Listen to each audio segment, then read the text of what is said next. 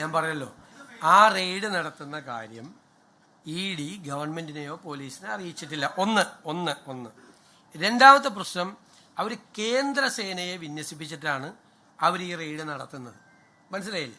അവർക്ക് പരിമിതമായ അധികാരങ്ങളേ ഉള്ളൂ കേന്ദ്ര സേനയ്ക്ക്. പക്ഷേ അവിടെ ഒരു ലോ ആൻഡ് ഓർഡർ സിറ്റുവേഷൻ ഉണ്ടാകുമെന്ന് പോലീസും കൂടി ചെന്നില്ലായിരുന്നെങ്കിൽ അവിടുത്തെ സിറ്റുവേഷൻ എന്തായിരുന്നു? പോലീസ് ചെന്നതുകൊണ്ടല്ലേ. പിന്നെ നടത്തി കഴിഞ്ഞിട്ട് അതിൻ്റെ ഡീറ്റെയിൽസ് നോക്കിയിട്ട് ആ അന്വേഷണം നടക്കുകയല്ലേ. ഒരു FIR രജിസ്റ്റർ ചെയ്തിട്ട് ആദ്യം കുറേ പ്രതികളെ അറസ്റ്റ് ചെയ്തു, ബാക്കിയുള്ള അന്വേഷണം നടക്കുമല്ലേ. ആ അന്വേഷണം പൂർത്തിയാകട്ടെ. കുറ്റവാളികളെ എല്ലാവരും അറസ്റ്റ് ചെയ്യപ്പെടണമെന്ന് തന്നെയാണ് ഗവൺമെന്റിന്റെ ആഗ്രഹം. ഇത് കുറ്റകൃത്യമാണ്, വലിയ ഓഫൻസാണ് ചെയ്തത്, ഒരിക്കലും ചെയ്യാൻ പാടില്ല. CPM അതിനെ പ്രോത്സാഹിപ്പിക്കാൻ പാടില്ല, ഒരു കാരണവശാലും പ്രോത്സാഹിപ്പിക്കാൻ പാടില്ല. വളരെ ക്രൂരമായിട്ടുള്ള ഒരു നടപടിയാണ് അവരുടെ ഭാഗത്തുനിന്നുണ്ടായത്. പോലീസ്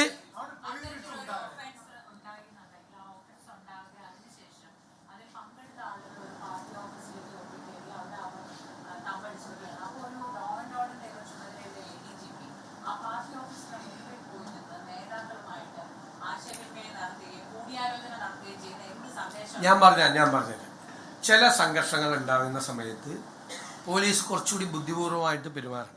ആ പെരുമാറ്റമാണ് അവിടെ ഉണ്ടായതെന്നാണ് ഞാൻ കരുതുന്നത്. കാരണം ആ സംഘർഷം വേറൊരു തലത്തിലേക്ക് വളരാതെ ഇപ്പം നടന്ന സംഘർഷത്തിൽ ഒതുങ്ങി നിന്നുകൊണ്ട് ഇപ്പോൾ അവിടെ വേണമെങ്കിൽ പ്രകോപിപ്പിക്കാം, അല്ലെങ്കിൽ കർശന നടപടി, സ്ട്രിക്റ്റ് ആക്ഷൻ എന്ന് പറഞ്ഞിട്ട് കേരള പോലീസ് വിചാരിച്ചാൽ ഏത് പാർട്ടി ഓഫീസിലേക്ക് ഇരച്ചു കയറാൻ പറ്റാത്തത്? ഇരച്ചു കയറാം. ആ പാർട്ടി ഓഫീസിലേക്ക് ഇരച്ചു കയറി അവിടെയുള്ള ആളുകളെ കുറേ പേരെ തല്ലി, കുറേ പേര് തടയുമല്ലോ. അവർക്കിട്ടൊക്കെ നല്ല അടിയൊക്കെ കൊടുത്ത്, വേണമെങ്കിൽ വല്ല വൈരാഗ്യമുള്ളവൻ്റെ 2 കൂടുതൽ കൊടുത്ത് ഇതൊക്കെ പോലീസിന് ചെയ്യാം.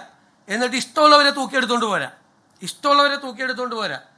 അങ്ങനെയാണോ പോലീസ് ചെയ്യേണ്ടത്?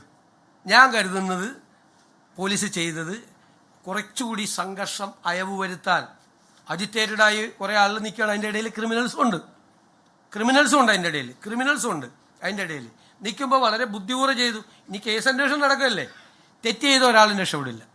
കുറ്റകൃത്യം, താങ്കളുടെ ചോദ്യം കറക്റ്റാണ്. കുറ്റകൃത്യം ചെയ്ത ഒരാളും രക്ഷപ്പെടില്ല, നടപടിയെടുക്കും.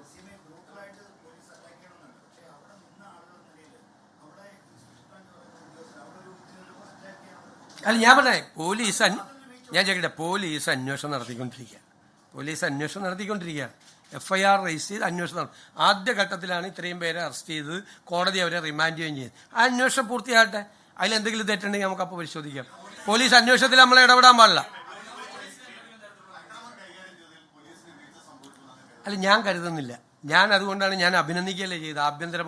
ആഭ്യന്തരമന്ത്രി TV കണ്ടിട്ടാണ് പോലീസിനെ വിട്ടത്.